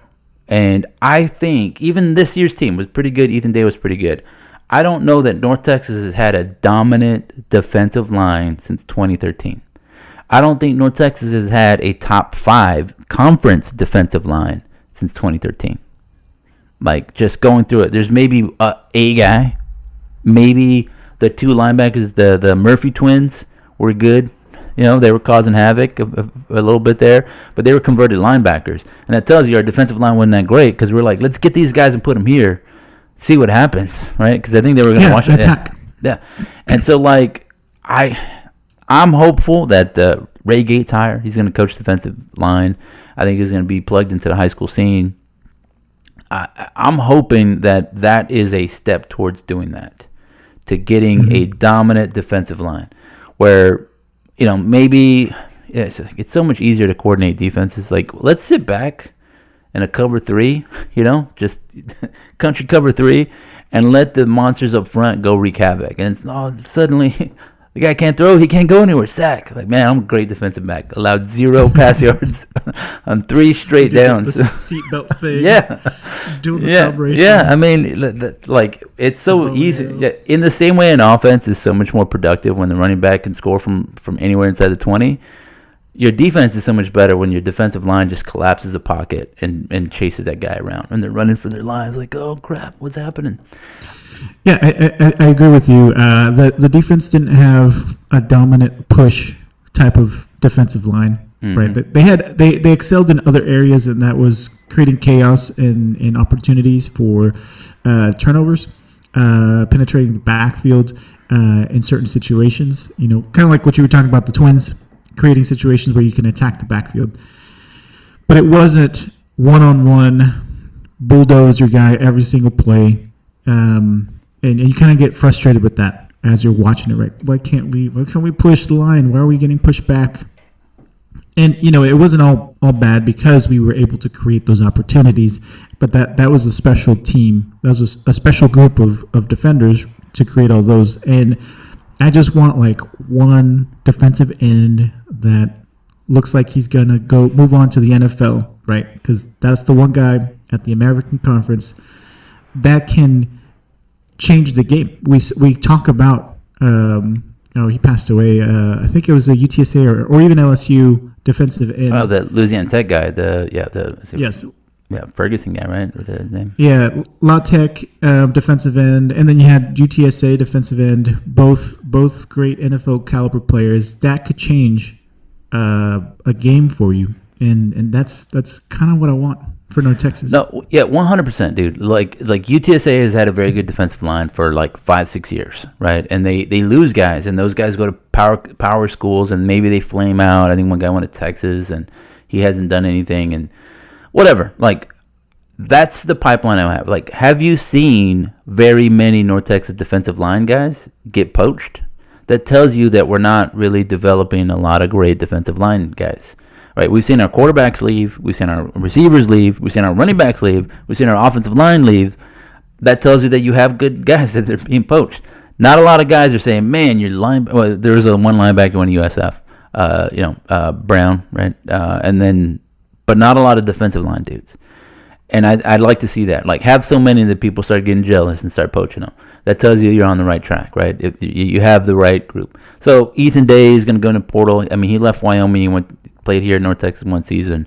Okay, like I don't like to diminish their contribution, but also you got to think about the next season because next 2026, and then you got to be thinking about 2027. There's only so much eligibility, and you have to be thinking about the next roster. So, Ethan Day was great. He played great this season. I wish him well. I'd like for him to stay if he has any eligibility, but it looks like he wants to explore, see what else is out there. It makes sense. It's fine. Okay. But I don't want Ethan Day to be the best defensive lineman that we've seen in the last 10 years. Like, you know what I mean? Like, he's good. Yeah, I get what you're saying. Yeah, like we need some. I think that's the part about what does the next level of North Texas football look like.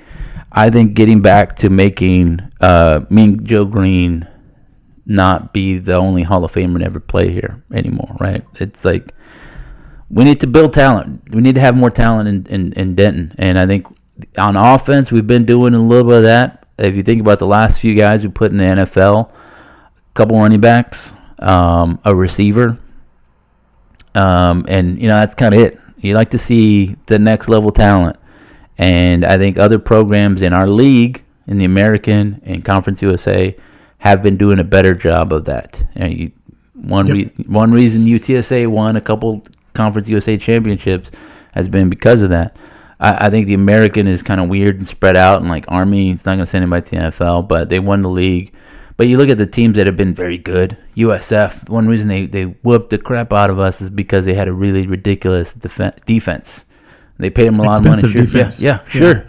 So, I mean, let's adjust some of these things. Where can we get away with, spending money, reallocating some money? Let's do a better job. It's not only just paying them, it's also getting them to be willing to consider our offer. And that's the other side of the coin, right? Of finding under-recruited guys on offense. They can be diminutive, but they can score because they're avoiding contact in order to get to the end zone, right? Yeah. When you're recruiting defense, they're not avoiding contact; they're engaging, so you can't go diminutive there, and that becomes really tough for us when we can't afford those kinds of guys. Yeah, I said on the show before is like that you need your best athletes on defense because they're starting from behind, right? Remember like a drill that we had, and this is why I'm not playing in the NFL, where I was playing defensive back, where like the receiver starts like 5 yards in front of you, and then he takes off, and you have to chase him down, and they throw the ball over the top. Like, you have to close the gap to win it. Like, I was like, this is not happening for me. It's not working. But like that's the deal. You are starting behind, right? You can't be just I'm fast, but not as fast as that guy. You have to be faster. You have to be quicker, right? You have to be stronger. Like your best athletes need to be your defensive ends, and your linebackers need to be right there with them, pushing them, because they have to react. You have to say, "Oh, the play's going that way. The guy's already moving. He knows where he's going. I need to run through that way, fight over a block, chase down this guy who might be bigger, stronger, or shorter and quicker and whatever, and I need to bring him down." Like, all of that, you need the superior athletes. And so, your middle linebacker needs to have like a German last name. He's shaved, bald. He's got that crazy, seen some things look in his eyes. Yeah, every linebacker I play with, like, the middle line, they're always a little crazy. Like, I think that guy just likes hurting people. I think that's what as a kid, it's always biting people. Yes, that's what I'd like to see. Like, if you ask, as we turn the page on the North Texas offense and defensive staff are leaving, and whatever is left on this roster is, they're gonna have to make a transition. Neil Brown's gonna want to put a stamp on it, and like, it's good and bad, right? Like, he'd like to take as much as he can, whatever he can, of a 12-win team that won a bowl game and continue on with it, but also. He knows that you got to just build the next one. You got to start recruiting new guys, and I'm sure he's already done that. But you wonder, what would a Neil Brown team look like? I think that it's going to be a little bit more defensive focused. Like, it's like not that anybody was taking it, but I think Neil Brown has been a head coach for longer than Eric Morris had been a head coach. And Eric Morris is like, it's like complimentary football. Turns out you got to play defense too. Like Neil Brown's like kind of like, yeah, and like whatever you want to say about his West Virginia stint, yeah, time there. It was also a weird time, right? Like West Virginia. Oh, excuse me, I had a voice jump there. Emotional. Yeah, West Virginia was going to the Big 12, and it was kind of they were trying to figure out where they fit in. And you look at Houston. I know they just beat LSU right now, but they had that same kind of deal, right? They moved from the American, they go to the Big 12, and they were pretty terrible, and they had invest and figure out what they're going to do. And it took them 3-4 years and a new coach. So same kind of deal. Is that like I think it's going to take some time. You look at West Virginia right now. Rich Rodriguez, they're not winning. They won 4 games this season, right? So. Yeah, I think his ship has sailed, but I mean, that's what I'm saying. Is that you look at Neil Brown, like Neil Brown's like, we won, we left it better, we found it, we won, blah blah blah, and everybody's like, what? No, you did it. But then you got to look at the circumstances. That like it was a little bit. It's not straightforward. It's not like we were winning in this league that we were already in, and therefore you should continue it. Neil Brown needs to win here. He needs to win at least 9 games. That's so kind part of the deal. of it is the investment from fans. Mm-hmm. Then secondly, it's as we move up the tier in conferences, right? We're in the American Conference, which was probably topped out at the quality of a league. Then we wait for the trickle down of all the conference football playoff appearances from other teams, bowl game wins, and all that stuff. Media, that's going to start to trickle down, and over the next 2 to 3 years, we'll start using that money to invest in this and invest in that, and I think we'll see that slow churn of improvement at North Texas. Yeah. I mean, so like, what's a realistic thing? Like, we're not a big money bags team. We don't have a lot of money, and we don't want to spend the money, even the ones with money. We're like, we kind of tap them out. We keep asking them, like, hey, you want to build a indoor practice facility? How about this? How about that? How about pay the quarterback? How about also name that one after you? Yeah, and so like, but every school's like that, right? I mean, Tillman. Fertitta has a little bit deeper pockets, right? And we talk about the T. Boone Pickens thing, and he basically built up Oklahoma State. That's also the nature of the kind of football. It's like how much it's like how grand the stadia and the stuff is also a reflection on the community, how philanthropic they are, how well-to-do they are. So we're a bunch of poor people, I guess, is at the University of North Texas. That's it. In all these G5 leagues, because whatever it is what it is. But I think you can make it as good as it can be, right? And I think if we get everybody committed to what's here, I think we've shown the people you can win. And I know you've been saying, hey, I'm just waiting to win a big game or whatever, and complaining, whatever. Here, a game was won. A bowl game was won. End of the 7-year drought, done. 12 wins, right? Coming off the back of some, mediocre seasons. I think there was an opportunity season. It was taken advantage of as best it could be. You talked to us beginning of season, you and I. We said, this is an opportunity. You got to win a bowl game. You got to win at least 9 games. We said 9 games, both of us. They won 12 and a bowl game. That's it. We were wrong. Terrible analyst. But so like, and you look at next season, right? This is with it was like a little bit of a weak season. We're not very talented. I don't think North Texas is ever going to be the most talented team in the league. There's not a lot of money there, but I think you can be the right kind of talented, right? Army is unique and talented. They scored 40 on UConn. They won a bowl game, 7 wins. You can do it, that kind of thing. But they have like a $3 trillion budget. Yeah, they have that stealth bomber and stuff. But yeah, so like we have to figure out what makes North Texas different, right? You gotta find that thing, be different, and accentuate that. These past couple seasons, it was having a ridiculous offense, hiring a very good up and coming offensive coordinator. Neil Brown is from that same tree, and I think his value proposition here is that I've been a head coach. I won't have learning pains. I will also build a defense. That's kind of it. I think that's the part where I'm excited about. I'd like to see, I think Greg, friend of the show, is like ground and pound.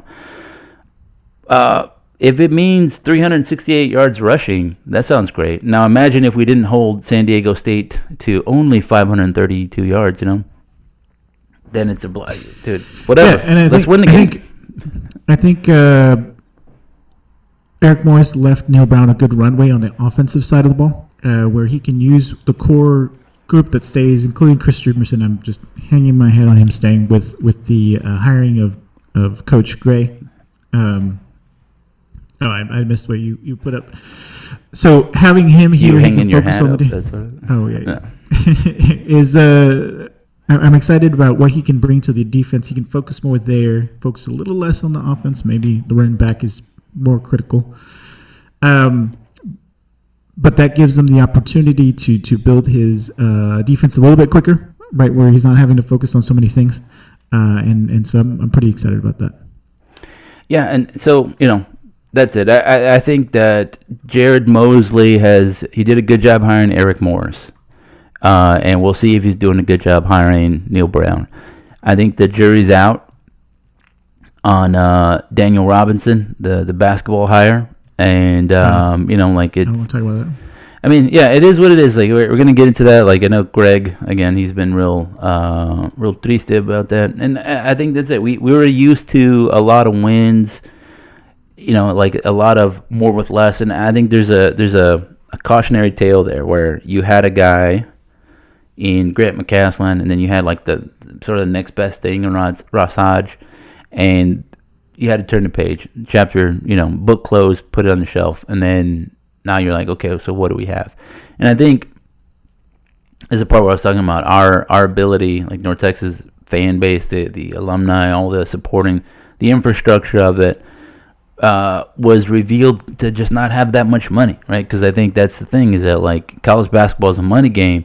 One, I don't think we value college basketball that highly, and then two, we just don't spend a lot of money on it. So we asked the coach, we got a coach within our price range, and then a roster within our price range, and it's not as good as other teams, and so like in a money race kind of thing. But, so, I mean, you could argue that some of the fundamentals that are lacking in the games that we've seen basketball play, North Texas basketball, that I'm like, these are just basic things that you want just a team to be working through, right? Not this chaotic. I can. Yeah, I mean, that's what I'm saying, is that I get it, and I also think that there was a little bit of like, hey, we've been winning this way, very methodical. Let's kind of be a little up tempo, a little chaotic, a little high press. I don't know. I mean, the thing is that like, with all that said, North Texas is not a losing team right now, the basketball team. So there's a little. Who have we played? I mean, the same deal though, is that like, it doesn't matter. Like we're still not losing, right? Like there's a part of it where we are still used to being what we were, and so we're comparing it to that. I got a little bit of that Kentucky syndrome, even though we're not like. No, I know, I understand that. That's fair, but we watch it and we see what's coming. We can see that this is not a great. There's not a lot of great chemistry where you lose one guy and things kind of just fall apart, and there's not any creativity. There's not a lot of cohesion. So maybe it is that they just need a little bit more time, and then they can compete all along the middle tier of American Conference. But you see how they play, and that is not going to be enough to make a run at the American Conference. Yeah, I don't think anybody really thinks this. So again, you look at Jared Mosley's hiring record, and then you kind of wonder, like, well, what does that mean for this football team? I don't know. I think Neil Brown is an offensive coach. I think at one time he was sort of like an Eric Morris kind of up-and-comer. Hey, this guy's pretty good. I don't think that he has the same kind of pop. Like, none of his offenses have been like, wow. It's been like, well, he kind of does the thing everybody else does. And I think that's fine. You can still win with that. It's not a bad thing. And in some ways it might be good because he's not constantly innovating, where he's always thinking about how do I be, and then sometimes to the detriment of the other aspects of playing like I said, coaching a football team. And then he's won before. Those are the things that I like about it. And that's, I know it was also in a different era, but that's what I want for North Texas to be, is a perennial winner, right? It could be that we have the version of Texas's season this year, right? Texas went to the college football playoff a year ago, and they fell off, right? They lost their quarterback. They have some new quarterback, and some Manning kid, I don't know. And mediocre. Yeah, and they underperformed, whatever. They were not as good as it could be, and so it might be that North Texas is that. I also had a feeling they might have been that way anyway, just for a lot of reasons. So we'll see. I think it's going to be bad losing a lot of these guys, but there's no telling that a lot of these dudes would have stayed anyway. I think if Eric Morris was like, no, I love North Texas, I don't want to go to Oklahoma State. I don't I'm not swayed by the town having the same name as my hometown. Shallow Water, Stillwater, doesn't mean anything to me, and I'm gonna stay here in Denton. And he did that. There's no telling that Drew Mestermaker doesn't get a $3 million offer from Indiana and is not swayed by that, right? So he's going to have to find a guy anyway. Mm-hmm. So it is what it is. Everybody, no matter who, was going to have to do that. Eric Morris was complaining about the resources that he had, or he says he was not complaining, but he complained about them by saying, I'm not going to complain about them, which I thought was interesting. I'm going to use that with my wife. Like, I'm not complaining, that, this is not the way I wanted it. And that's why... because I don't complain about those kinds of things. I'm not going to sit here and complain about what I don't have. That's what it is. I do that all the time. What are you talking about? Like, wow, wait, what? My son was doing that the other day. He's like, I really want to ask if I can have another piece of pie, but I know you're going to say no. I'm like, what? What is this? You've been listening to Eric Morris press conferences? What's going on there? Son does the same thing. I know you're going to say no, but just let me finish my sentence first before you react. Like, who are you? All right, so we're coming up on the end. We've been talking for a while. I think in summary, great season, great test season. We didn't win a conference championship, so it's hard for me to say that this season is 100% head and shoulders better than some of those Sun Belt teams. They won the league, right? This team did not win the league. And I think there's a little bit of that, but you have to take that into account. The team didn't win the league. Yeah, I agree to an extent, but winning the bowl game and having that hardware that we talked about, I think softens that, right? When we think about the 2013 team, couldn't make it. We lost to UTSA. We'll never forget that. But we won the hardware for the Heart of Dallas Bowl, and that's what we'll always associate Dan McCarney, Derek Thompson, and those guys with that trophy. 100%. I think this team, as it is, will be invited back, 10 years hence, 2035, right? Like, hey, let's celebrate the 2025 New Mexico Bowl champions. They'll come back. We'll see, 29-year-old Drew Mestermaker, 29-year-old oh my God, Caleb Hawkins. Not even 30. Yeah. But, I'm saying, like, that's going to be it. They're going to be back, and they're going to be celebrated and all that good stuff. And that's how you do it. You got to write your name down there. You got to put your name in stone, and that's how you do it. And they did it. This team did it. So they will forever be remembered by all those young students now, the people that are part of this. This was great. And I think it's always, that the intervening 10 years, right, for North Texas, from the 2013 bowl win to this one, have been marked by start and stops, right? Like, I don't think that the school, the program, the coaching, whatever, capitalized as well as they should have on that momentum. Like, I think the next year we started out at Texas, and then we, a very poor Texas, we could have played better. Yeah, a bad Texas team. A lot of opportunities that we did not take advantage of, whether that's Texas or Cal, or I'm sure there's another one in there. There's a lot of those, and then you could have had this maybe earlier, right? And I think what you look at our peer programs, like Tulane beat USC in the Cotton Bowl a few years ago, right? And then they've been to 4 straight American Conference Championship games. Like that, they are a program that you got to look up to, whether or not you think you could have beat them this season. They've been to 4 straight bowl games. Conference Championship games under 2 head coaches. Like, that's the kind of thing you want to do. Like, they could have done. That's a model program, right? If just one-offs, you can get lucky here and there, right? But are you a contender in the league all the time? Do they say, oh, yeah, the American Conference? You're always going to have to deal with North Texas. That's what you want. That's the next level of the program. That was Eric Morris. Again, not diminishing his accomplishments, just putting them in the right perspective. In 3 seasons here, he only had 1 competitive season, right?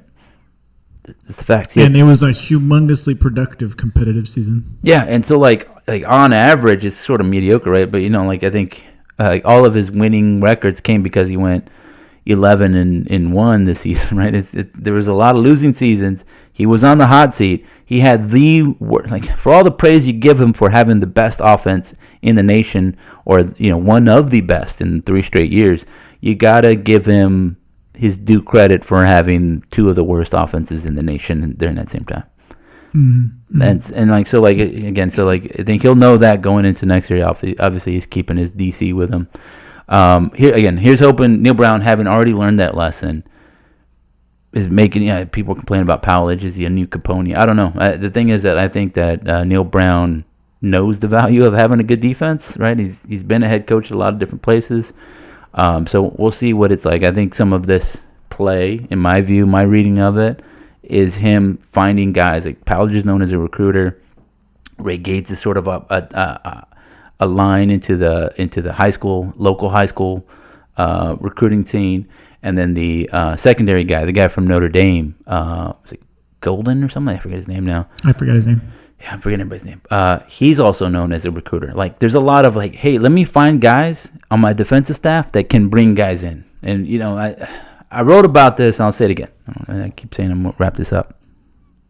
Dave Aranda has a talk where he talks about how he was at Wisconsin. He was given the thing like, here's how they do this, and here's how one way we can defend it. What do you guys think? They're like, oh yeah, we can probably do it this way, and they're just talking ball, and it was great. He was like, it's so fun. Then I go to LSU, and then I'm like, here's same thing, right? Here's how they do this, and we can probably defend it this way. What do you guys think? And they're like, however you want to do it, coach. And he's like, and they're like, and he was like, yeah, they wanted to be done so they can go out and get recruiting, right? And like he was talking about that as like, it's just different, you have to figure out where you are and how you're going to coach it, and yes and no. I think the thing about those LSU teams, right, they had Coach O, right, Ed Orgeron, as the defensive line coach, who was is a very good recruiter, and LSU had a great defense. And Dave Aranda was talking about how he pared down his call sheet to very simplistic things. So I was like, also those defenses are very great. Again, you can run cover 3 when your defensive line is mauling dudes up front and murdering the opposing quarterback. Like, wow, we're the best defense in America, right? So, like, yeah, there's a lot of ways to play defense. You can have crazy schemes. Hey, look at my simulated pressures. I'm doing whatever. How about you just go sack the quarterback? Suddenly, everybody's a better defender, right? Suddenly, yeah. So that's what I see. Hey, Ray Gates, high school, winning high school coach. Well respected. So build a pipeline to the DFW area where there's a lot of talent. Even if you get the third tier talent, everybody's sending their guys in here. Maybe you get 1 or 2. You only need 1 or 2 game-changing dudes. Maybe that makes all the difference. And so you're starting to see what is on Neil Brown's mind in what he's trying to put together. And I think we're headed in the correct direction. Powledge, it does worry me, but if he's recruiting the right guys where you don't really have to worry about the defense or the defensive backfield. High energy guy, he kind of knows. And then let me find this guy. Is it Codlin? I can't think of anybody's name. I'm terrible. I'm the worst. This is why I'm an outlaw, But yeah, you're seeing the pieces fall into place, and looking forward to next season already. I'm clicking. General manager, special teams coach, Javon Codlin. There it is, safeties coach. So Codlin was known as a recruiter, and like he was an analyst for Notre Dame, but he had a relationship with some of these top defensive backs that they had there at Notre Dame. Again, that's the deal. Is like if you can get game-changing kind of talent, suddenly you don't have to call up the most sophisticated pressure. You can just play base defense, and suddenly you're just killing everybody. Again, like I don't know if you know that 2001 Miami team was real good because you had Ed Reed. You could put Ed Reed anywhere. It doesn't matter what play you're calling. You just he's Ed Reed. Mm-hmm. And Ed Reed, Sean Taylor, whatever. Right? They're good. So that's what I'm hoping for. Is that he's finding guys on defense, like defensive coaches that can recruit guys, and I think that's gonna make you don't have to score 40 a game if 30 wins you the game. And again, looking back to some of those Troy defenses. They beat North Texas 50-30, and that's because they were killing Mason Fine. They were just walking through our offensive line and, hurting Mason Fine. That's it. Eating his Wheaties. Yeah. Like, he knocked the ball in his hands, poking his eyes. Give me that lunch money. So that's it. So, that's what I'm hoping for. We'll see about that. We'll see what happens. January 2nd is going to be the opening day of the transfer portal. I expect that we'll see some movement. I haven't seen a lot of it right now. This is sort of closing the book. We'll see all the official hires I expect tomorrow at the very latest for North Texas coaching staff, and we look forward to 2026, where we hope it's more of the same, right? If next year we're back at the New Mexico Bowl, you going to be excited? You going to buy a ticket this time? Oh my god, I'd be so frustrated. Oh, okay. So early season, where do you want to be next season? Where would you be like? You know what? If we're here, I'll spend this $3,000 on that. If not, I'm buying me a new hat or whatever. You know, what is it going to be? Pop-Tarts Bowl. You know, I wouldn't. What was that? Who played in it? It was BYU and BYU, yeah, and Georgia Tech. Georgia Tech, yeah. All right. Yeah, I would rather have a toaster as a trophy than a clay pot.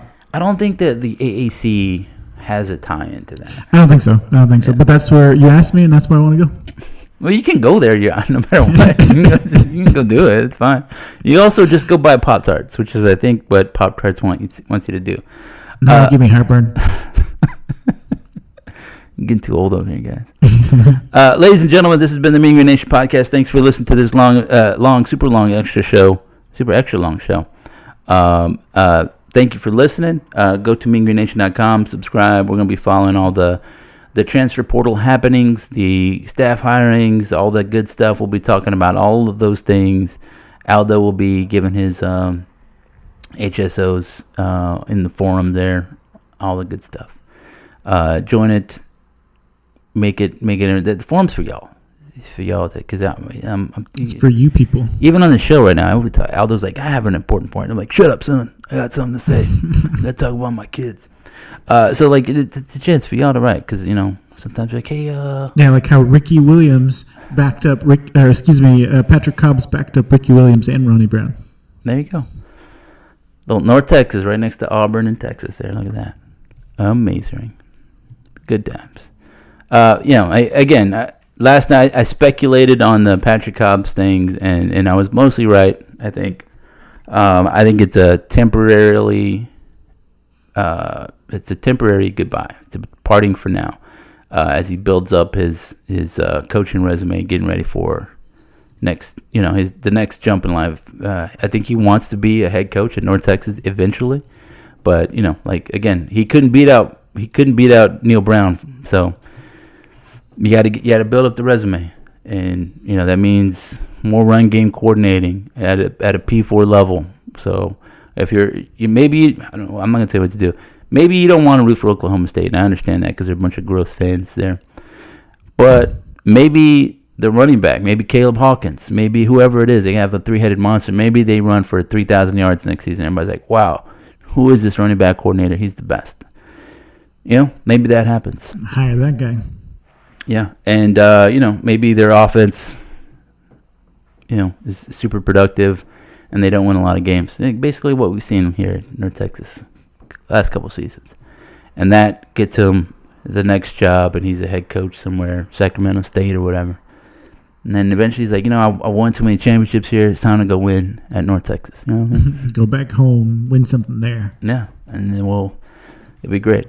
I like it, ladies and gentlemen. Go Mean Green. Go Mean Green. Recording stopped.